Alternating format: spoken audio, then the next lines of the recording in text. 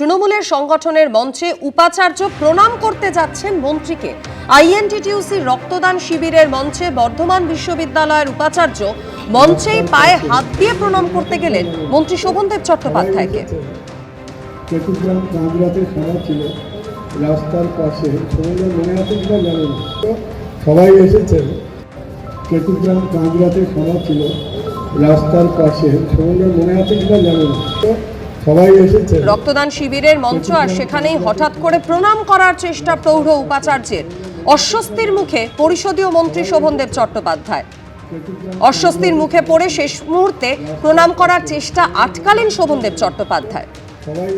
বাঙালি সংস্কৃতি থেকেই বর্ষিয়ান রাজনীতিককে প্রণাম করতে গিয়েছিলাম, মন্ত্রীকে প্রণাম বিতর্কে বর্ধমান বিশ্ববিদ্যালয়ের উপাচার্য শঙ্কর কুমার নাথ সাফাই দিয়েছেন।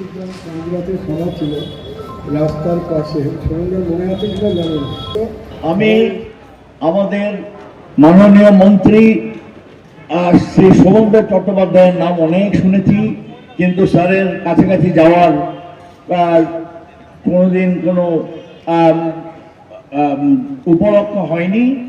আমি ওনাকে আজকে রিকোয়েস্ট করব যে ওনার পা ধরে আমি একটু প্রণাম করে ওনার আশীর্বাদ নিতে চাই।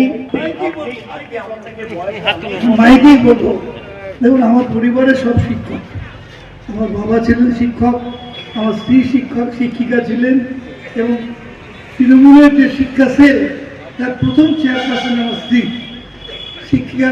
আমার বৌমা কলেজে পড়ান, আমার শিক্ষকদের প্রতি ভয়ঙ্কর শ্রদ্ধা। আমি যদি কোনো শিক্ষকের প্রণাম নিই না, ওই জন্য করিনি। আপনি হাত জোর করে বললি? হ্যাঁ, আমি ওই জন্য ওই সময় করিনি। হাত জোর করে বললে ঠিক আছে, আশীর্বাদ করুন।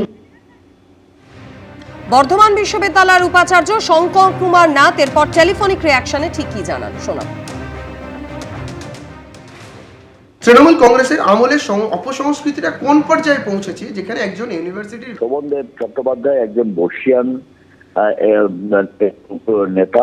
বাঙালি কালচারাল চেতনা বোধ আমাকে আমার মধ্যে একটা হঠাৎই একটা ইচ্ছে জাগায় যে আমি যদি উনি আমার প্রণাম নিতে চান, আমি তাহলে ওনার পায়ে ধরে প্রণাম করবো। কারণ আমি জীবনে কোনোদিন এরকম বর্ষিয়ান একজন রাজনীতিবিদ মন্ত্রীকে আমি কখনো সামনে থেকে দেখিনি। উনি একেবারেই নিউট্রাল, আমার কোনো রাজনৈতিক মতাদর্শ এখানে কাজ করে না।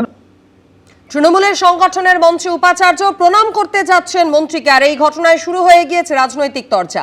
বিজেপি এবং তৃণমূলের প্রতিক্রিয়া রাখবো আপনাদের সামনে। তৃণমূল কংগ্রেসের আমলে অপসংস্কৃতিটা কোন পর্যায়ে পৌঁছেছে, যেখানে একজন ইউনিভার্সিটির ভিসিকে রাজনৈতিক দলের নেতাকর্মীর হাতে পায়ে ধরতে হচ্ছে। তার থেকে বড় কথা, আইএনটিটিইউসির ব্যানারের সামনে ওনাকে থাকতে হচ্ছে, এবং সেই ব্যানারের স্টেজে ওনাকে তৃণমূল কংগ্রেসের নেতা মন্ত্রীদের হাতে পায়ে ধরতে হচ্ছে শুধুমাত্র অ্যাডমিনিস্ট্রেশনকে তুষ্ট রাখার জন্য, অ্যাডমিনিস্ট্রেশনকে ঠিকভাবে পরিচালনা করার জন্য তৃণমূল কংগ্রেসের নেতা মন্ত্রীদের হাতে পায়ে ধরতে হচ্ছে। কিছুদিন আগে এই ভিসি সাহেবকেই দেখা গেছে মোহন ভাগবতের সঙ্গে তার ছবি বেরিয়েছিল সোশ্যাল মিডিয়ায়, তখন তো বিজেপি সমালোচনা করেনি। আজকে তৃণমূল কংগ্রেসের সরকারের মন্ত্রীর সঙ্গে তিনি সাক্ষাৎ করেছেন বলে যারা সমালোচনা করছেন, অকারণ রাজনীতি করার জন্য রাজনীতি করছেন।